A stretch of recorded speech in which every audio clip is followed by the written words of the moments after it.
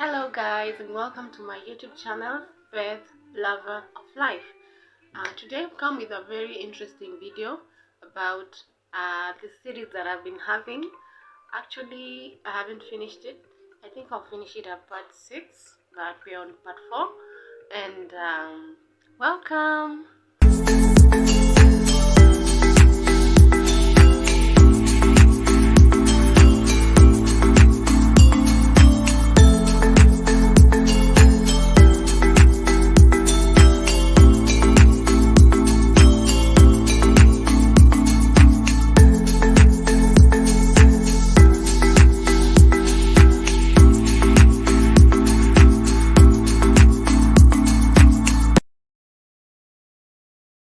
So, I left you guys at the part that I said that after the proposal and everything else, we went to our parents' place.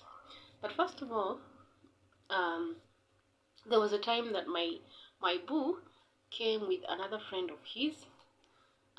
He has passed. May his soul rest in peace. He was his friend by that time when he was a kijana. And so, he used to have the same name as my hubby. So when they would come home, no, when they came home, they sat somewhere here, my husband here, and he sat here. Then, my mom was around, and my dad was around.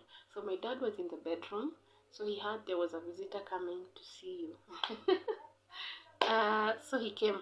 But he was in a hurry. I remember he was in a hurry. He was going somewhere for a job. And then, so my mom called him and he came.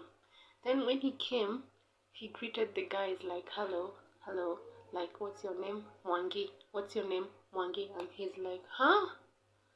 Okay, so both of you are Mwangi? Yes. So then he told them that you're welcome, but I'm leaving, but feel at home. Then he left. Then we were left with my mom there. So my mom is someone accommodating. She brings out conversations out of you. So they started talking, and they loved it. And here I am thinking, oh my God, maybe this is a win, maybe this is a fail. But anyway, I waited for my dad to come back and for my mom to brief her who the fiance is, and so on and so forth. So I was told by my mom that when my dad came back, he was like, so between the two of them, who is who? And then my mom is like, the one who was here with this kind of jacket. By my dad, he never even paid close attention to what my boo was wearing, so he was confused. So actually my dad came to know my boo face to face when the Rurashio came. But before the Rurashio, my boo took me to his place, and it was quite a very nice experience. So his place is somewhere in Mount Narok, and they used to live somewhere there before they moved. And I remember I wore a black skirt, a grey jacket, a small jacket with a top to match the skirt, and some flats. And I remember before that day, he told me that, you know what, tomorrow I'm taking you home, so make sure you're presentable. And I'm like, Queenie, I'm not always presentable. No, he told me that you should wear a skirt. And I'm like, do I have a skirt? Actually, I did, but I didn't know whether they were, the kind of skirts that the parents would be impressed with. So I just wore what I had, and that was that. So when I went to his place, okay, we carried some shopping and so on.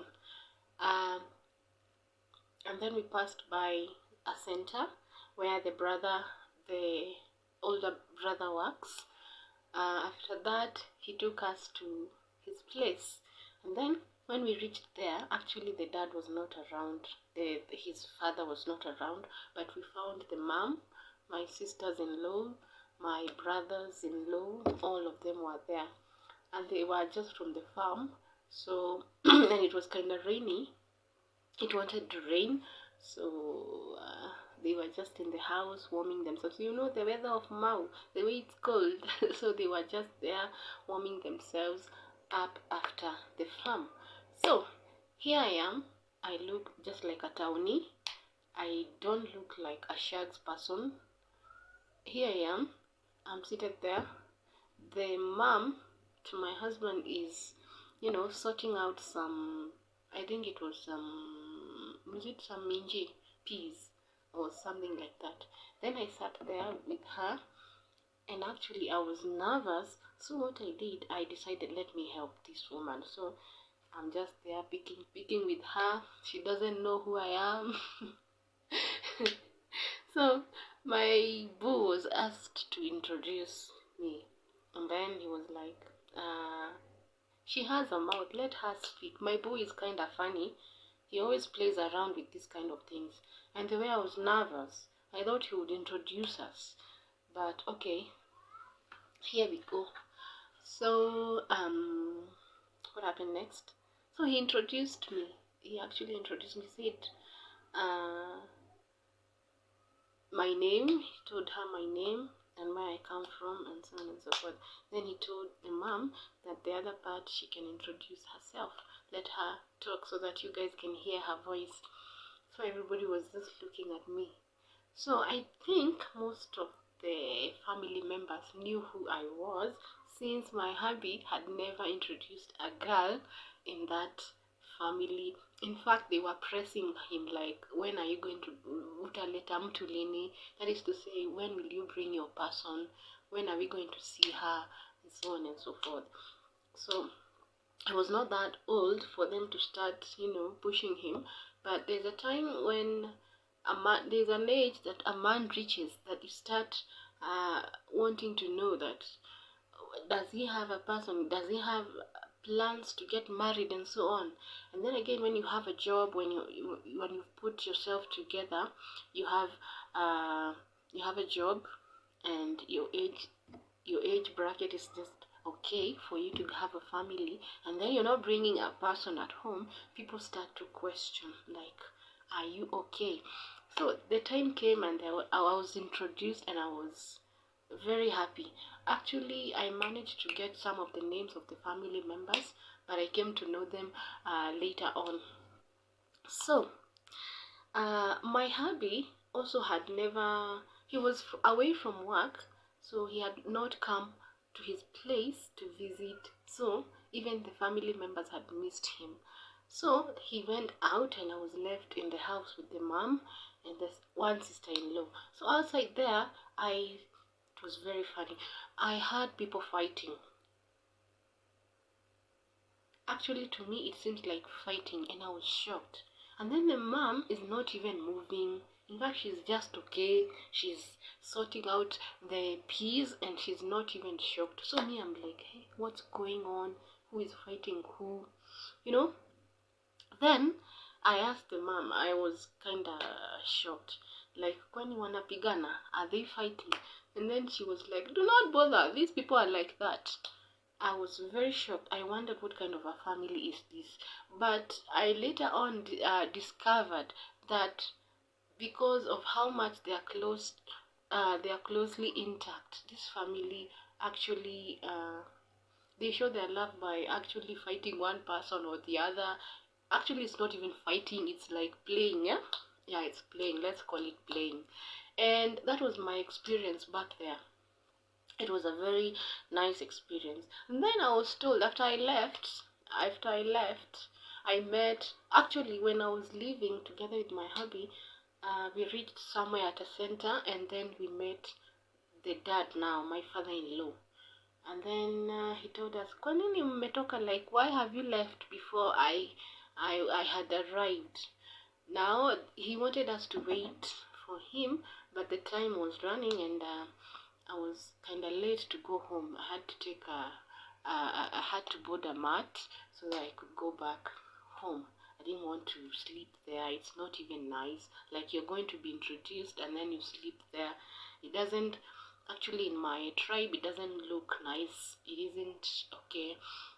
So here I am. I've met my father-in-law. He looks at me, he asks me some questions there.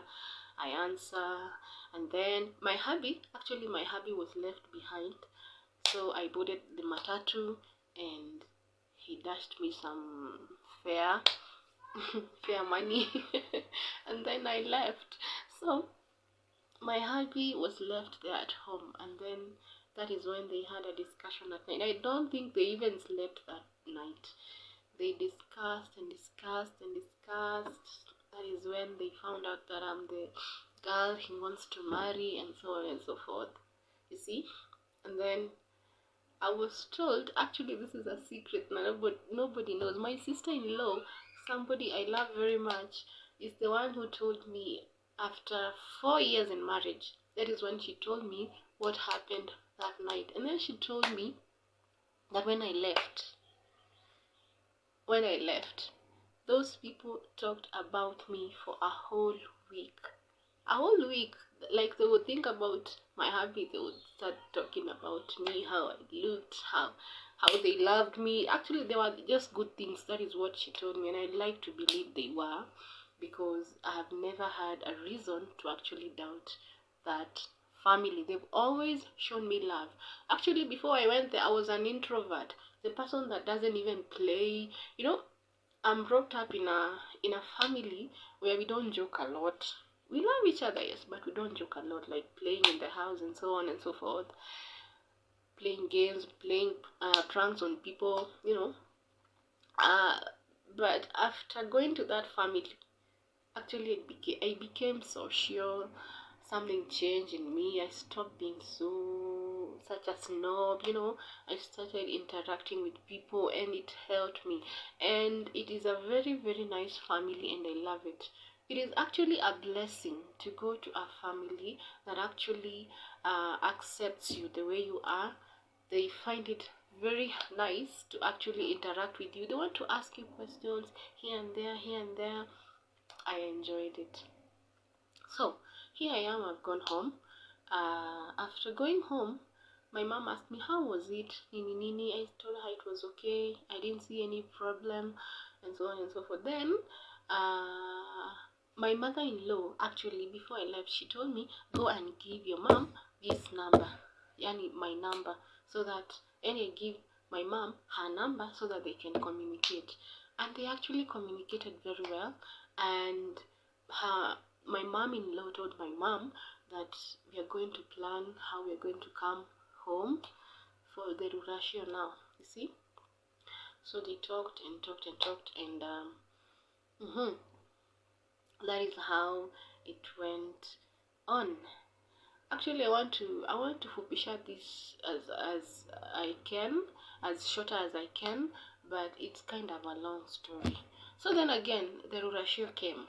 After a month or so, the Rurashio came, and now when the Rurashio came, we were actually asked by the pastor to go and take HIV tests and other tests. So here we are. We went to a clinic in town, and we got tested. So I was actually nervous, and he was, and we were actually asking ourselves, why are we nervous? Like, don't you know yourselves and anything like that? So we got tested, and after being tested, we went home. Then after a week, we are called back again at that clinic, like, the results are not okay. Not that we are sick, that they didn't come out well, so go and take another test. Or was it that way? No, it was actually said that you actually have to take like 2 or 3 tests for them to verify whether you're okay or not. The first one is never good enough. So we went for the second one because we had to fill some documents at the DC's office. That is where you register marriages. That is where we went and registered, and we took the results, and we took our IDs, our passport pictures, and so on and so forth, because they have to publish that report there for 21 days. I think 21 days, yeah. So we paid a fee, and we were published on that DC's wall, the attorney's wall, for 21 days, so that anybody who wants to claim that, I'm a baby mama to somebody else, I've been hiding the child somewhere, or maybe my hubby has another wife, can come during that 21 days and actually claim that they have such a claim. Now, after doing that, after doing that, you're actually given a certificate, which is not original. It's not the original marriage certificate, but you're given a certificate, which then again you take to your pastor. You take to your pastor. Then the pastor uses that letter to fill your marriage certificate on your marriage day. Now, I've jumped quite a lot, huh? So here we are on the Rurashio day. The Rurashio day was quite interesting, it was so nice. I actually remember my aunt was there, my uncles, who else was there? Even my late cousin was there. May she continue resting in peace. And I was given so many good advices, and they were happy, and so on and so forth. It was quite a nice day. We also invited our best couple. We call them our mom and dad, and they came and they represented the day so well. Actually, what was the peak of the day was the fact that my dad and my father-in-law actually interacted in a very nice manner, like two friends for a long time.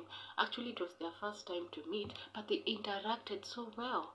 It is not common for a person who's selling their daughter to the buyer to interact like that. It's Rurashio, yes, but they interacted so well, and they became friends from that day, and it has continued since to date. So allow me to actually put the full stop right there, because the next part is actually the wedding part, and I'm excited about it. I hope you are too, and I hope I'm also encouraging you guys to actually do, if it's marriage or it's dating, just do what you're able to do. Do not do things that other people are doing while you cannot afford it. For us, actually, what is very unique about uh, our marriage and so on, our wedding and marriage journey, is that everything is different from what other people do. Yes.